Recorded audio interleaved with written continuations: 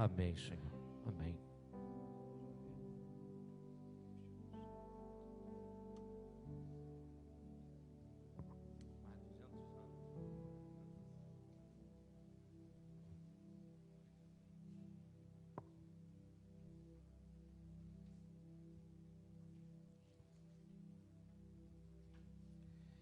Irmãos, nós vamos abrir a palavra do nosso Deus. Quero te convidar, lá em Atos dos Apóstolos, relato de Lucas, acerca do trabalho da igreja, do ministério desenvolvido pelo próprio Deus, através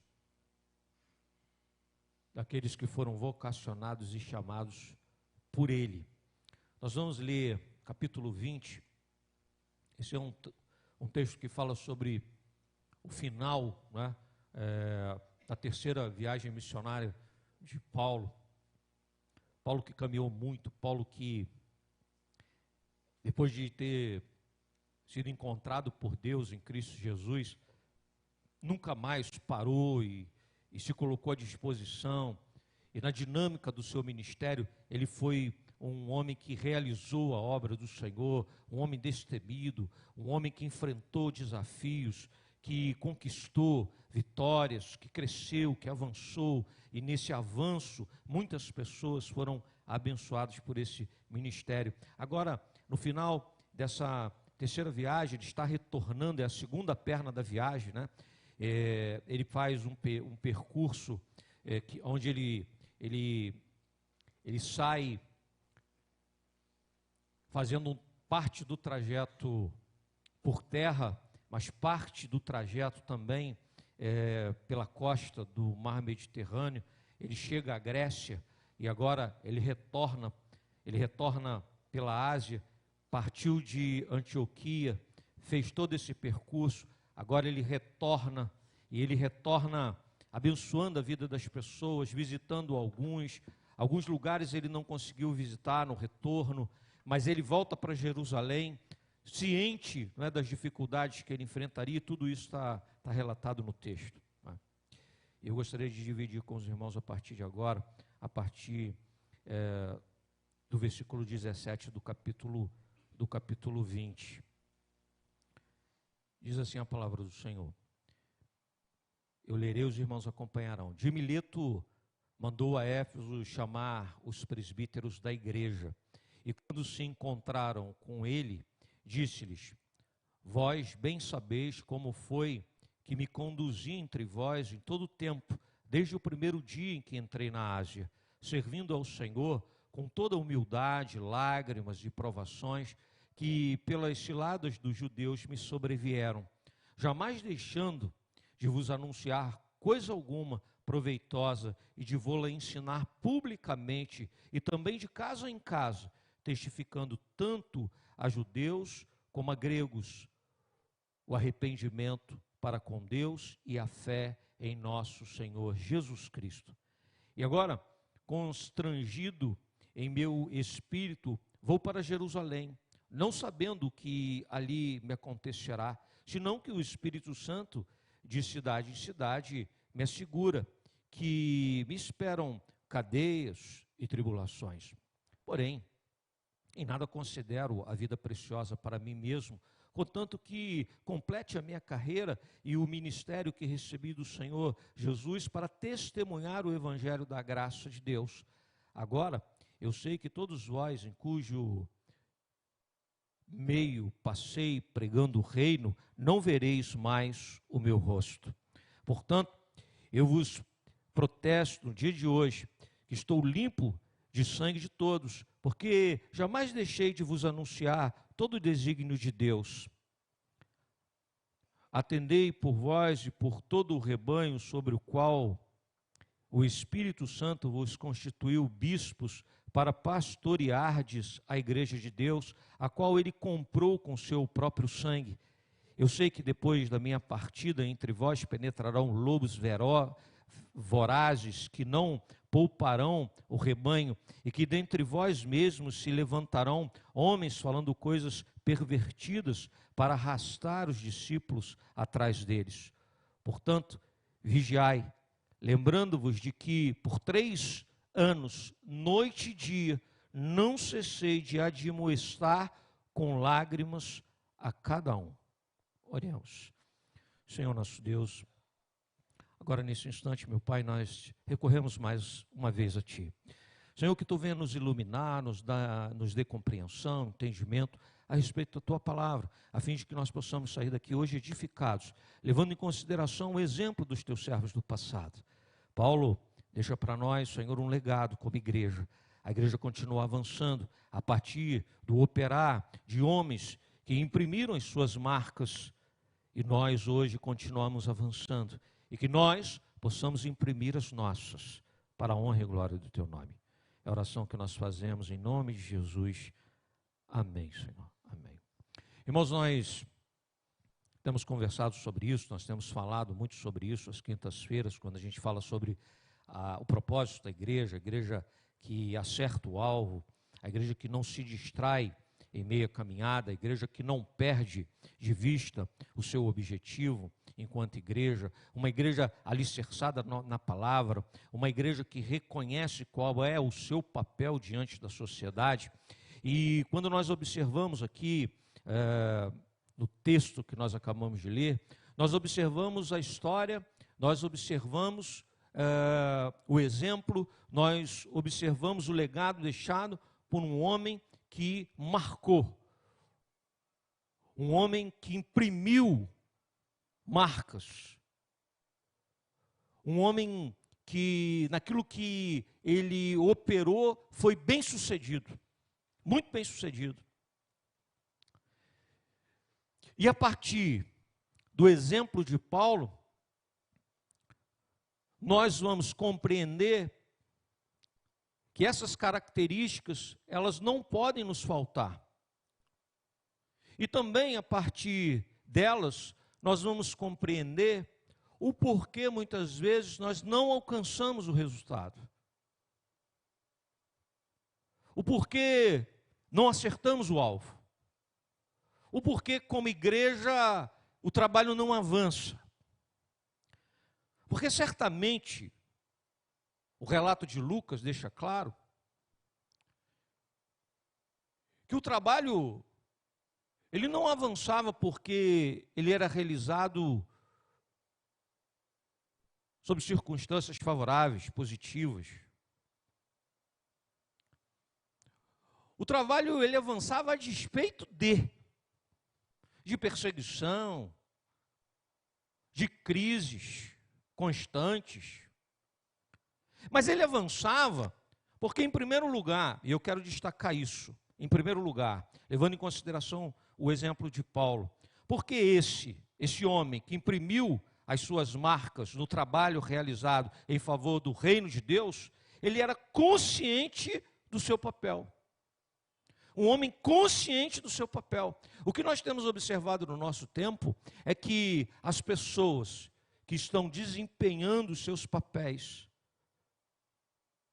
independente da área, estão equivocadas a respeito de suas responsabilidades. Estão equivocados, estão claudicando naquilo que deveriam apresentar.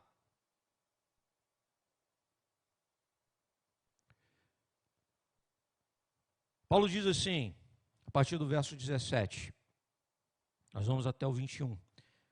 De Mileto, ele vem fazendo a viagem de volta, como eu falei, ele chega em Mileto, ele não tinha tempo para poder adentrar o continente e chegar ali até os irmãos em Éfeso. Então, ele fez um trato, eu vou parar no porto, vocês vão sair da cidade e vocês vão me encontrar, para que a gente possa tratar. Essa é uma reunião oficial da igreja, agendada pelo líder. Aquele encontro era um encontro importantíssimo, crucial no ministério. As pessoas saem da sua cidade para encontrarem com Paulo no porto. E ali se dá essa passagem, esse encontro, essa conversa. Ele diz assim, de Mileto, mandou a Éfeso chamar os presbíteros da igreja, ou seja, a liderança, os pastores, e quando se encontraram com ele, disse-lhes, Vós bem sabeis como foi que me conduzi entre vós em todo o tempo, desde o primeiro dia que entrei na Ásia, servindo ao Senhor com toda humildade, lágrimas e provações que pelas ciladas dos judeus me sobrevieram, jamais deixando de vos anunciar coisa alguma proveitosa, de vou-la ensinar publicamente e também de casa em casa, testificando tanto a judeus como a gregos o arrependimento para com Deus e a fé em nosso Senhor Jesus Cristo. Veja bem, Paulo, ele sabia quem ele era, ele sabia a importância do seu papel, o seu papel como pregador do Evangelho, como aquele que ensina, aquele que leva a doutrina, aquele que molda, aquele que é um facilitador. A vida não era fácil para ele, mas com a sua pregação, ele tornava a condição das pessoas que eram alcançadas por ele uma condição melhor. Aquelas pessoas que se encontravam com Paulo, eles eram abençoados por esse encontro. Esse encontro trazia sempre esclarecimento a respeito da realidade espiritual. Mas a gente precisa entender também que em todas as áreas, de todas as esferas, aqueles homens que tinham o encontro com Paulo eram tratados, eram acolhidos e eram abençoados. E ele diz o seguinte: diante de vós está o meu exemplo, incansável, incansável. Você sabe qual é o seu papel? E quando eu falo lá, e aí a gente já vai aplicando, quando eu falo sobre entender e compreender o nosso papel, a gente vai aplicar isso, eu falei isso lá no início, nas mais diversas áreas da nossa vida. Casamentos que experimentam grande dificuldade porque o marido não sabe qual é o seu papel. Passou por grande dificuldade porque a esposa não sabe qual é o seu papel. Porque o pai e a mãe não compreendem qual é o seu papel. E quando nós negligenciamos o nosso papel, e agora eu estou citando família, nós vamos experimentar grandes dificuldades. Muitas vezes nós começamos a elencar aquilo que possa nos faltar para que possamos ser bem-sucedidos. Eu gostaria que você colocasse em primeiro lugar, aí, eu não posso faltar. Eu não posso faltar com a minha responsabilidade. Eu não posso faltar com o meu papel. Ninguém fará. Ninguém estará lá. Paulo sabia isso. Ele foi chamado pelo Senhor. Ele estava no lugar onde só ele poderia estar. Veja essa viagem que ele faz. Ele é aquele que pode pegar um navio e ele pode então costear todo o mar Mediterrâneo como ele fazia. Sabe por quê? Porque era cidadão romano. E só um cidadão romano poderia fazer isso. E ele sabia isso. E era consciente disso. Bom, se Deus me dá essa condição, se só eu posso fazer, no sentido de que é Ele mesmo que me capacita para fazê-lo, farei, e farei bem. E farei o melhor. E farei, nunca irei me omitir naquilo que eu tenho para fazer, naquilo que eu tenho para realizar. Então não se omita para com a sua esposa, não se omita como esposo, não se omita como pai, como mãe. Faça o teu papel. Cumpra o teu papel.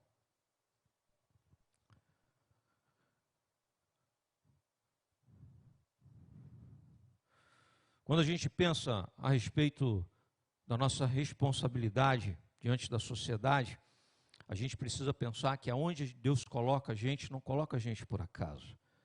A vida profissional não é um lugar onde as coisas acontecem à parte daquilo que Deus tem para a nossa vida.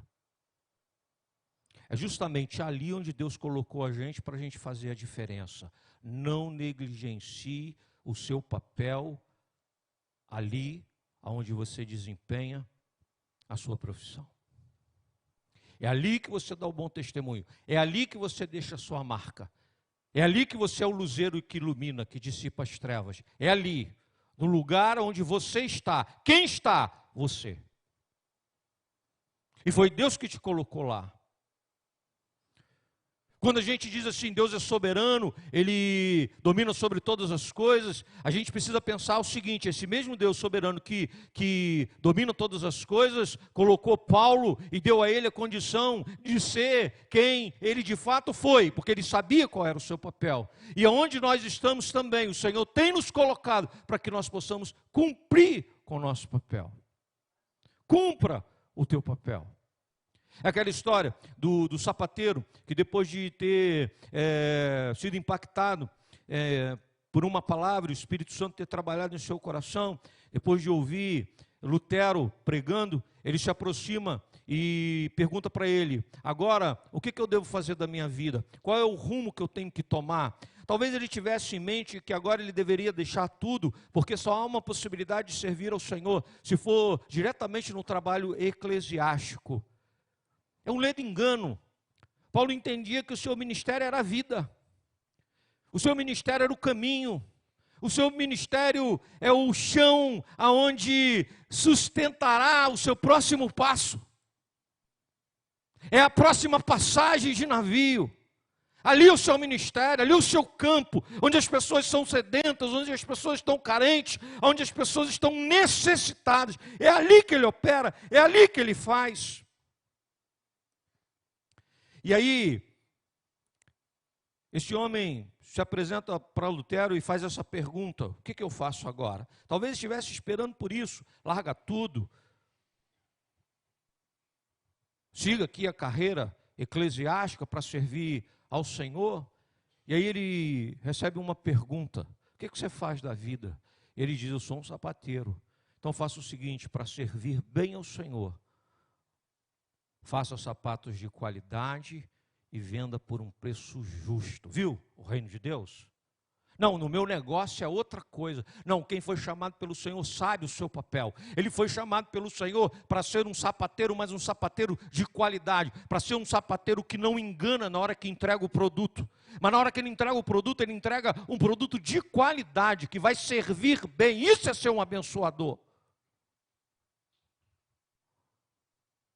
Isso é deixar marca.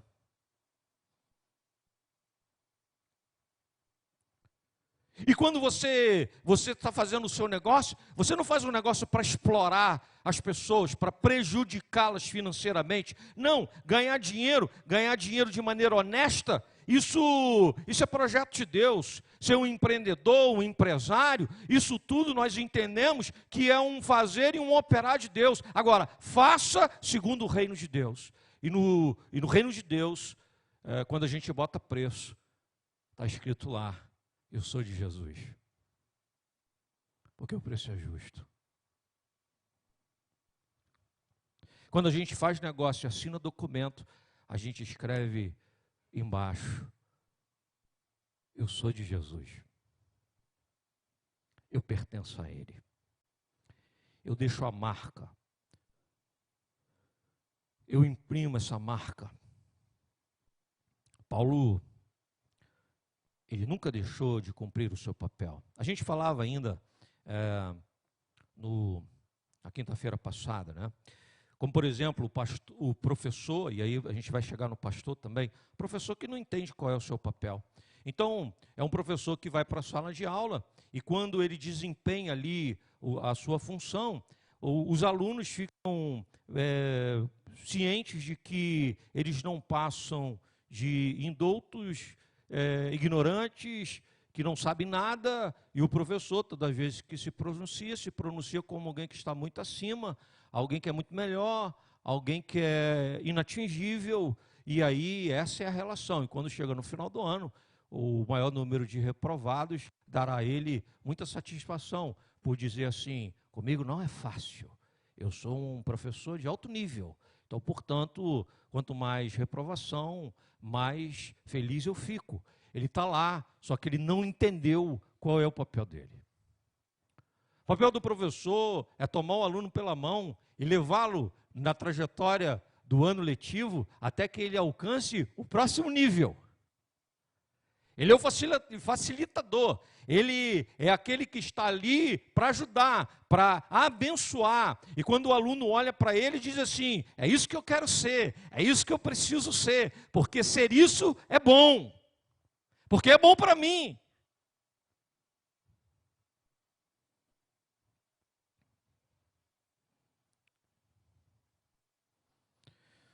O pastor é aquele que cuida do rebanho, ele vive para abençoar o rebanho, ele observa a vida de cada um, ele conhece a trajetória de cada um, ele sabe aquilo que é necessário, aquilo que é preciso, ele conhece, ele está perto, ele está junto, ele vai utilizar a palavra certa, ele vai usar o instrumento certo, porque ele conhece. Cada indivíduo é observado como indivíduo. Ele sabe qual é a sua função. Deixa eu dizer uma coisa. Quando Jesus diz que as ovelhas conhecem a voz do pastor, a gente precisa entender que essa era uma relação do pastor honesto, do pastor que entendia qual era o seu papel. Ele cuidava do rebanho e conhecia todas as suas ovelhas. Quando essas ovelhas, elas eram por algum motivo, ou porque a mãe morria, e deixava o filhote muito novo, ou porque então, isso também acontece, a mãe abandonava o filhote e depois não aceitava ele, mesmo que ele alimentasse esses filhotes tendem a morrer muito rápido, morrer de tristeza, morrer de solidão, morrer de abandono, mesmo que tenha comida, mesmo que tenha mamadeira. O pastor é aquele que acolhe, que joga uma pele nos ombros, e que abraça o filhote, e que leva para casa, e que quando dá o leite no colo, para que ele sinta o calor, para que ele sinta proximidade. Isso faz com que esse filhote, ele se desenvolva, e ao se desenvolver, ele se desenvolve ouvindo a voz do pastor. Esse filhote não podia acompanhar o rebanho, porque ele não tinha mãe para que ele pudesse seguir. Então, nos primeiros momentos, esse filhote ia no ombro do pastor. Pesava. Não era fácil. A gente pensa no filhotinho logo no início, né? Mas depois que ele começa a pegar peso, você jogar ele aqui, e você atravessar a campina com ele no colo, com ele nas costas. Eu gostaria de dizer que foi o primeiro ícone, né? A primeira imagem que fizeram de Cristo Jesus, a primeira. Não é o Cristo na cruz, mas é baseado na mensagem do bom pastor. A primeira imagem que se tem é de um pastor segurando a ovelha no ombro. Essa é a primeira imagem que se tem na antiguidade, retratando a figura de Jesus como o bom pastor. O pastor que carrega a ovelha, que suporta o peso da ovelha, que avança. E essa ovelha, depois que ela cresce, ela agora anda por conta própria, mas quando ele assovia, quando ele fala, quando ele canta, ela segue. Por quê? Porque não é um estranho, porque ele conhece. Esse é o papel do pastor. É o papel do pastor na igreja também. A gente precisa conhecer a história. A gente não vai trabalhar de qualquer maneira. A gente não está preocupado apenas com a técnica. A gente não está preocupado apenas em que a coisa funcione, que a coisa dê certo. A gente procura fazer com que tudo aconteça da melhor maneira possível. Mas a gente sempre considera por trás de tudo isso a história de cada um, a vida de cada um, aquilo que cada um traz na sua trajetória, porque tudo aquilo importa.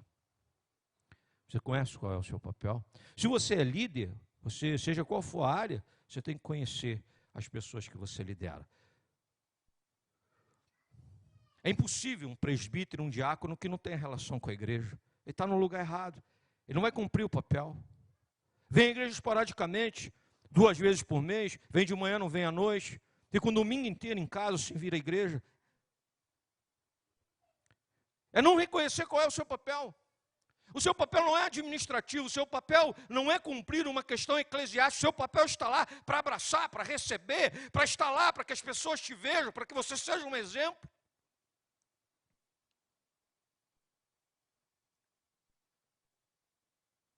Ainda lembrando do exemplo, do legado do nosso irmão presbítero Silas, eu quero dizer para os irmãos que esses olhos contemplaram, esses olhos viram, quando ainda tinha 12 anos de idade, um homem que eu encontrava aqui aos domingos na igreja, era o mesmo que na segunda-feira adentrava de jaleco branco a sala de aula. E eu não via diferença nenhuma entre aquele que estava comigo aqui no domingo e aquele que estava comigo lá na segunda-feira, como meu professor. O mesmo homem, mesmo caráter, o mesmo equilíbrio, a mesma palavra, a oração para começar a aula, o teste de leitura no Salmo. E ele marcava, semana que vem o André vai ler o Salmo tal, era o teste de leitura para começar a aula, lembra? Não era assim? Eu falando para ele se ele lembra, ó.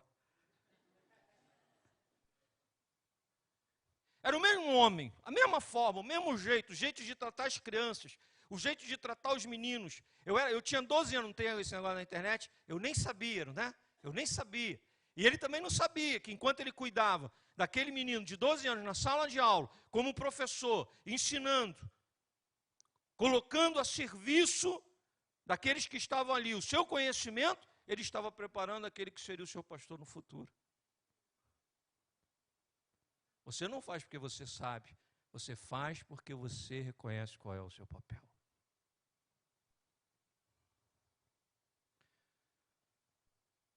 Me lembro até hoje, e me marcou, né?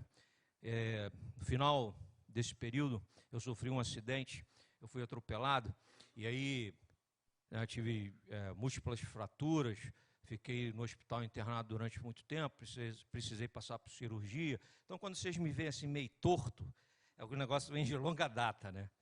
São sequelas da história. Eu me lembro, com 12 anos, o presbítero Silas adentrou o quarto para me visitar, e para mim foi motivo de muita alegria e de muita emoção. Por quê? Porque ele era da minha igreja, mas ele era o meu professor. E o meu professor ir me visitar foi motivo de muita alegria.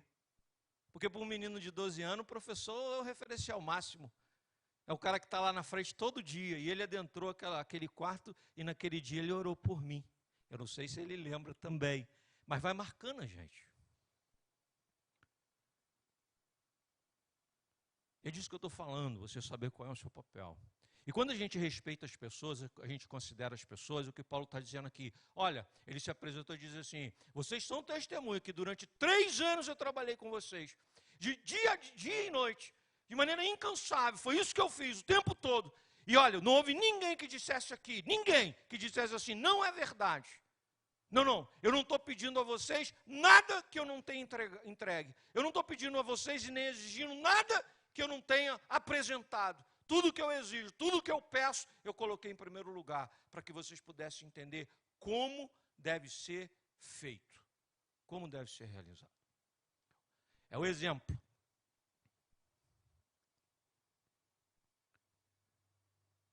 Eu já falei isso várias vezes, mas eu gostaria de falar de novo sobre exemplos, né? A conversa que meu pai me propôs no dia do meu casamento. Meu pai me chamou no dia do meu casamento e quando o pai chama o filho para conversar antes do casamento, a gente espera um discurso de muito tempo, né? E ele me chamou, a gente está precisando conversar. Eu falei, pois não. E ele disse assim, olha, você é testemunha do meu relacionamento com sua mãe aqui dentro de casa. Você é testemunha de como é o nosso casamento, não é? Eu falei assim, sou. Ele falou assim, então você sabe o que eu espero de você. Quando a gente tem uma vida, a gente não precisa de um discurso muito longo.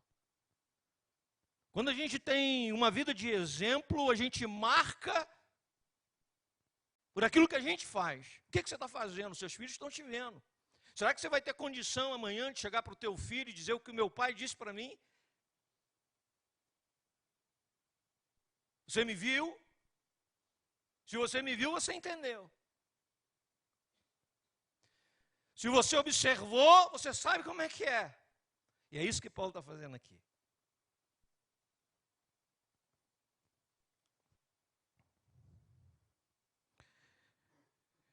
É preciso, irmãos, para deixar marcas, a gente precisa ser destemido diante dos desafios, sabe? A partir do verso 22 ele diz assim, e agora constrangido em meu espírito, vou para Jerusalém, não sabendo o que ali me acontecerá. senão que o Espírito Santo, de cidade em cidade, me assegura que me esperam cadeias de tribulações. Porém, em nada considero a vida preciosa para mim mesmo, contanto que complete a minha carreira e o ministério que recebi do Senhor Jesus para testemunhar o evangelho da graça de Deus. Agora, eu sei que todos vós, em cujo meio passei pregando o reino, não verei mais o rosto. Era um encontro de despedida. Imagina a emoção desse dia, né? Imagina a emoção. Ele que liderou, ficou 3 anos com aquele pessoal. Agora ele vai embora e ele diz assim: eu vou passar por tanta dificuldade, os desafios são tão grandes que certamente não vou voltar. E já não vou poder mais contemplar o rosto de vocês. Eu imagino como foi aquele encontro, né? Emocionante, né? Mas eu gostaria de dizer para os irmãos que aquele que sabe o seu papel, ele não desvia a rota. Aquele que sabe o seu papel, Andréia, ele não vende as passagens. Ele não pega o navio na direção errada. Lá, mais adiante, o desafio. Dificuldades, problemas, perseguições. Mas eu sei quem eu sou. E lá é o meu lugar. Porque senão eu morro. Senão eu não sou quem eu fui chamado para ser. E se não for quem fui chamado para ser, eu não sou mais nada. Eu não sou ninguém. Eu posso me mover, comer, eu posso ganhar dinheiro, eu posso ser próspero financeiramente, eu posso ter fama entre os homens, mas se eu não conseguir ser aquilo que Deus me chamou para ser, eu me torno nada. Por isso ele preso escreve aos Filipenses e diz: alegrai-vos, outra vez eu vos digo, alegrai-vos. Porque quem está no lugar certo e sabe qual é o seu lugar, ele está sempre alegre, mesmo na luta, mesmo transpirando, mesmo chorando. Aqui é o meu lugar, foi onde Deus me botou e não há outra possibilidade para mim. Eu não quero outro endereço, eu não quero outro destino. Esse é o meu destino, essa é a minha vida, essa é a minha história e é para a honra e glória do Senhor. Todas as vezes que a gente tenta fugir, e a gente tem vontade de fugir. Eu não sei vocês, mas quantas vezes eu tenho vontade de fugir? Às vezes 3 vezes por semana eu tenho vontade de fugir.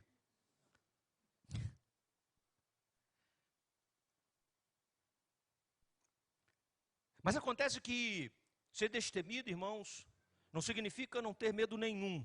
Significa resiliência para enfrentar o medo e, a despeito do medo, continuar no caminho que foi proposto por Deus.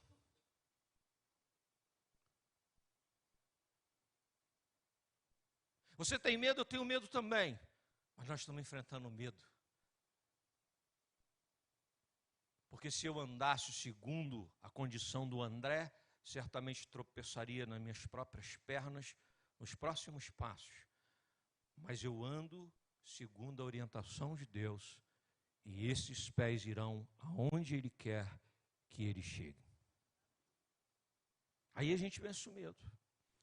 Porque se tivesse baseado em mim, já teria ficado pelo caminho. Se tivesse baseado em Paulo, ele não teria prosseguido. Sabia de todos os problemas, de todas as dificuldades. Não precisa de um entorpecente, não precisa de uma mentira, não precisa de um culto, de um lugar ou de uma reunião onde o pastor venha para cá e dizer assim: olha, você só vai ter bênção, facilidade, prosperidade, e o Senhor está me revelando que a vida vai ser tranquila, vai ser fácil, e é lá que eu quero ir, porque é lá que eu quero escutar isso. Não, o que você vem ouvir aqui é que o Senhor tem proposto para você, que você seja um referencial, que você deixe uma marca no mundo, que você imprima uma marca naquelas pessoas que convivem com você. E aí, mesmo que seja com choro, vai fazer todo sentido.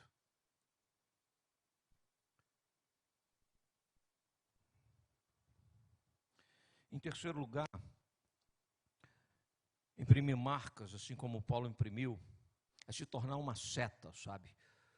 Uma seta que aponta o caminho, a direção.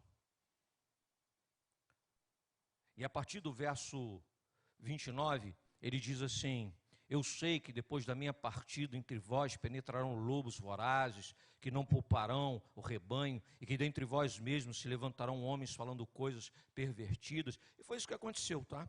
De uma maneira profética, ele fala sobre esses problemas, porque são problemas oriundos da igreja, da comunidade, do ajuntamento de pessoas. Então, nós estamos sempre propensos a experimentar essas realidades.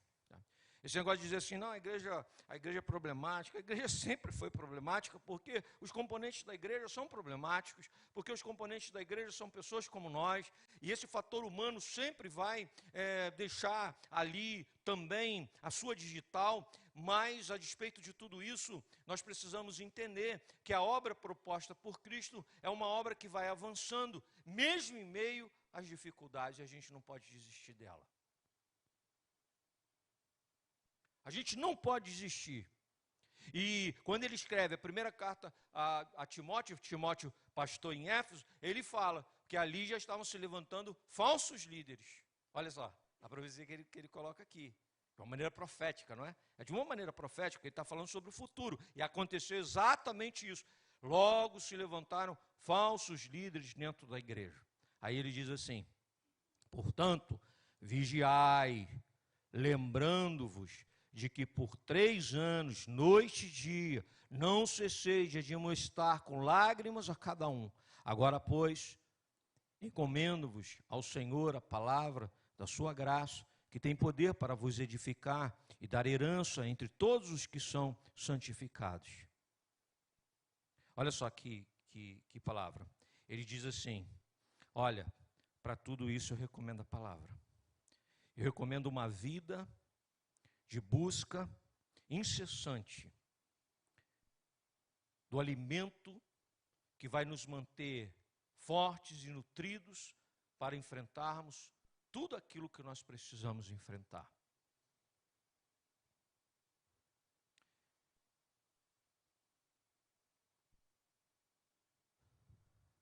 Mas todas as vezes que a gente deixa de se alimentar, todas as vezes que a gente deixa de orar, todas as vezes que a gente esquece qual é o nosso papel, todas as vezes que a gente foge, compra passagem para o lugar diferente daquele que Deus tem proposto para nós, irmãos, todas as vezes a gente sofre.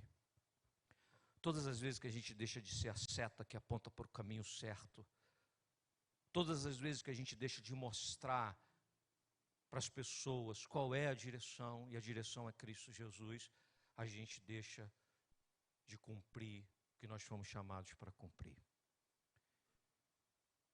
Para a gente poder encerrar hoje, eu gostaria de dizer para os irmãos que Paulo, que foi alcançado por Cristo Jesus, ele sabia qual era o seu papel, e ele deixou impresso, imprimido, né, as marcas, né, daquilo que jamais a igreja esqueceria. Não só a igreja de Éfeso, não, sabe por quê? Porque hoje nós estamos lendo de novo, porque Deus está falando conosco de novo. Então essas marcas, elas estão na história da igreja.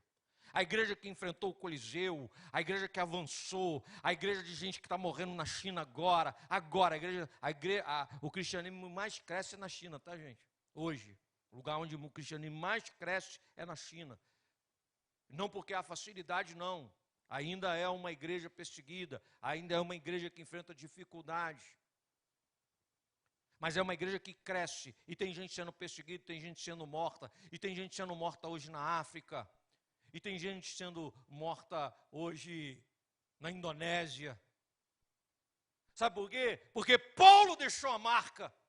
Porque eles abrem esse texto e eles dizem assim: olha aqui, o motivo da gente continuar, o motivo porque a gente não pode calar, o motivo porque a gente tem que avançar.